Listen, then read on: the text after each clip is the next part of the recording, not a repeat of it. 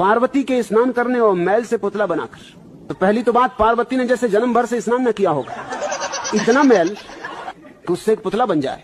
जरा पार्वती की हालत तो देखो, जैसे जन्मों से न नहाई हो, जैसे धूल और मिट्टी में ही लोटती पलोटती रही हो, और कहीं मैल के पुतलों से जीवन पैदा होता है। क्या बचकानी बातें, मगर अद्भुत है हमारा देश। समझाते हैं कि आत्मा अमर, कोई मरता ही नहीं, और पार्वती विलाप कर रही हैं अब, और महादेव जी के साथ रहते रहते जिंदगी गुजर गई। इनको अकल ना आई तो तुम महादेव की मूर्ति के सामने सिर पटक पटक के सोचते हो अकल आ जाएगी। अब विलाप कर रही, और विलाप क्या करना है, जब मिट्टी के ही पुतले में सांस फूंकी थी, अरे तो फिर 2-4 महीने बाद नहा लेना था, हाथ का ही मैल था, इसमें रोना धोना क्या है। या शिव जी के शरीर से मैल निकाल के उसका पुतला बना लेना था। जब पार्वती को मैल के पुतले में प्राण फूंकना आता है, गणेश की गर्दन जोड़ना नहीं आया। इनमें तुम विरोधाभास देखो, और तब तुम पाओगे तुम कैसी बचकानी कहानियों में उलझे रहे हो।